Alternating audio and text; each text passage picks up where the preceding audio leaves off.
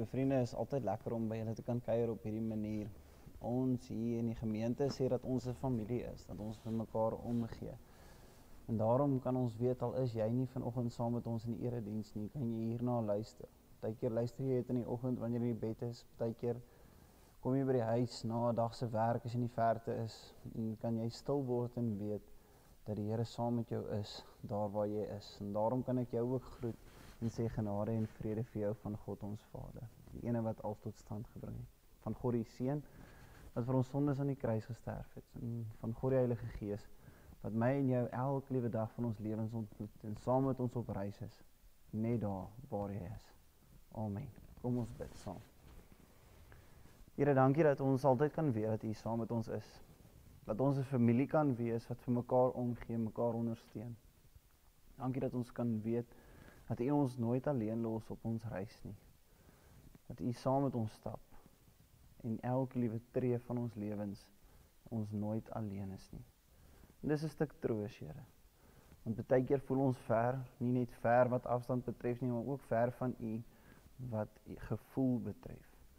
Daarom bid ons ook nou saam dat ons iets van 'n samehorigheid sal beleef, en ons saam lees, en ons saam luister, en ons saam stoei. Amen. Ek wil sommer vanoggend daarby afskop, want ek nou ook gebid het en vooraf gepraat het dat ons 'n familie is, en dat we mekaar omgee en saam reis. Waar stop ons grense van familie wees? Met ander woorde, waar probeer ons wat vir mekaar omgee, as Christen gelowiges, breë definisie, maar as NG Kameeldrif, binne die gemeenskap van Kameeldrif, vir mekaar omgee.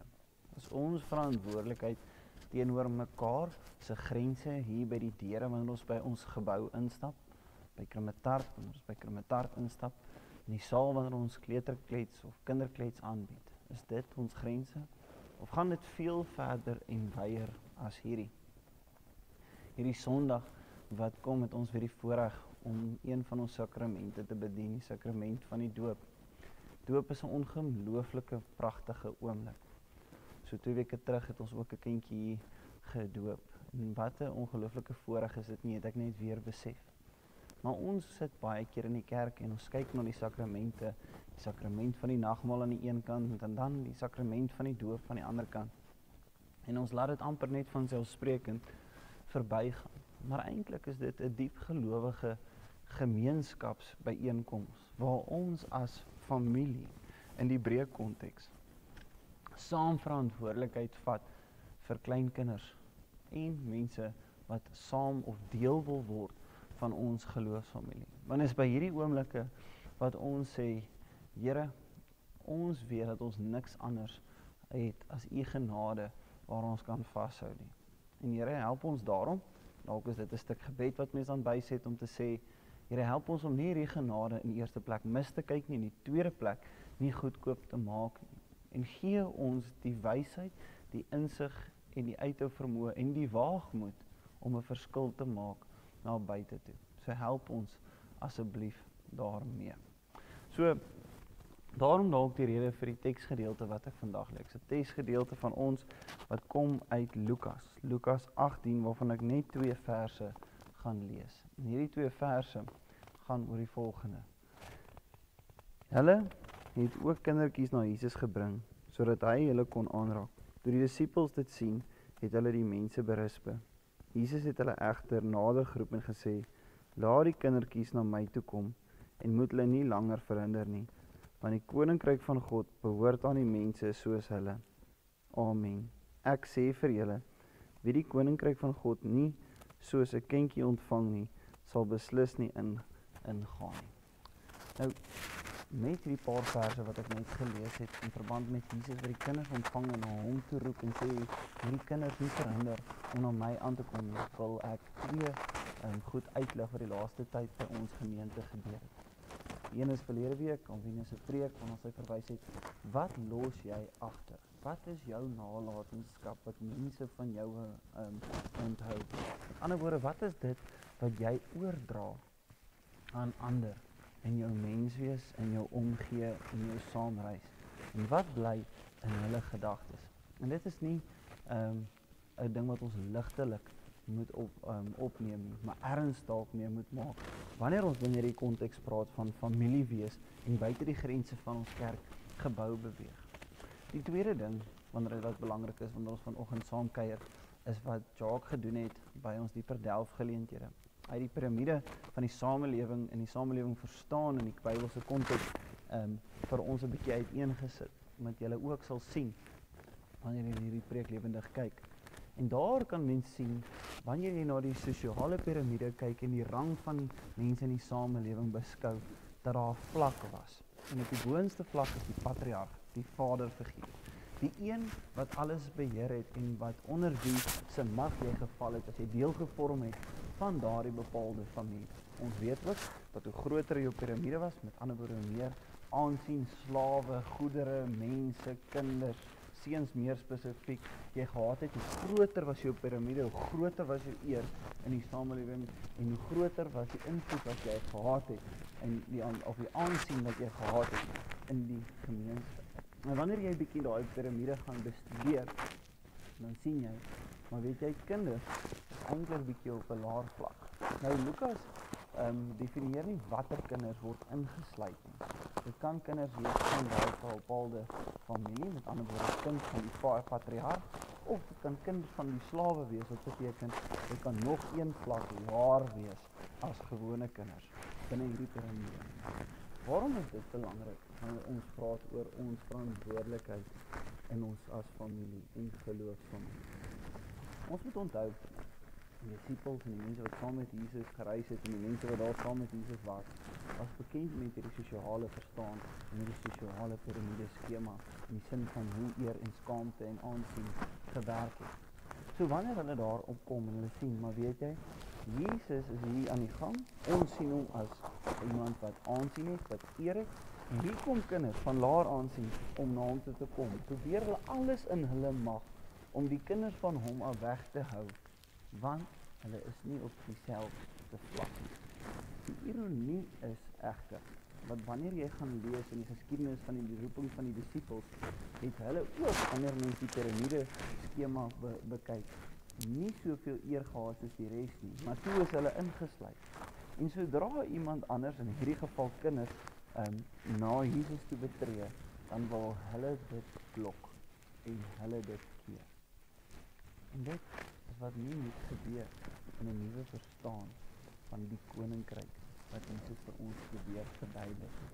En wanneer ek en jy as ouers, as geloofsgemeenskap probeer families, is dit hierdie konsepte wat ons in ag moet neem en in gedagte moet hou wanneer ons werksaam is in die breër gemeenskap.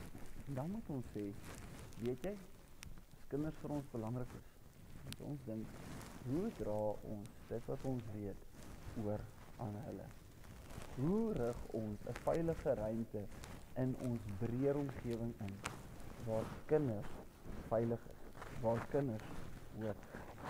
Meer as dit, wat regtig weerspieëling is, of so ver as moontlike weerspieëling kan wees, van wat die Here wil hê ons moet doen, want ons weet nie presies nie. Ons probeer alleenlik, vir die beste van ons vermoë, vir hulle 'n voorbeeld wees. Vandag se tema, hier binne, sluit aan by nie net die doop nie, maar hierdie breë familiekennis, en breë familie wees. Die sosiale dilemma. Die sosiale dilemma het eintlik gegaan oor sosiale media en die gevaar daarvan binne die samelewing. Die rede hoekom ek hierdie ding van vandag op die tafel bring, is nie dat ek sien wat my na in die hart lê, maar dit kom om ons breër gemeenskap. In my vrye tyd, soos baie van julle dalk weet, blaas ek by die Poort Rugby en so 'n paar ander skole. En dit is vir my hartseer om te sien hoe ouers langs die veld is. En dan wys ek nie vingers na iemand spesifiek nie.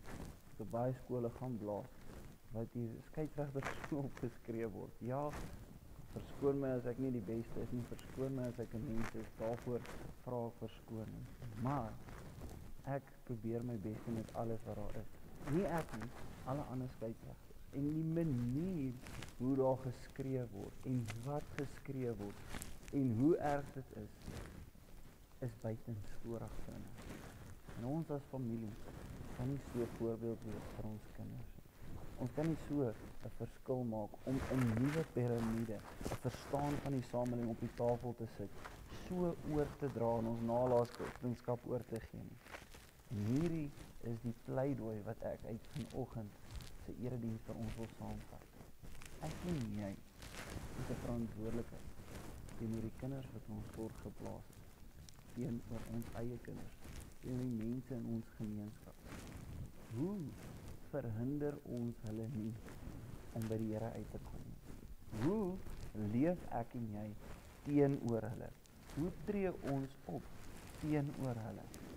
In 'n vorm van gesag wat liefdevol en vol respek en vol loyaliteit is. Hierdie is eienskappe wat ons moet oordra.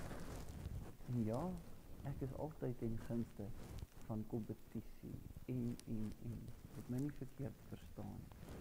Maar wanneer ek en jy gaan kyk, kom ek sê dit anders, wanneer ek en jy nie gaan kyk oor hoe ons optree op verskeie vlakke, veral langs die sportgronde nie, gaan ons dit nie reg kry om 'n nuwe verstaan van die samelewing te stellig.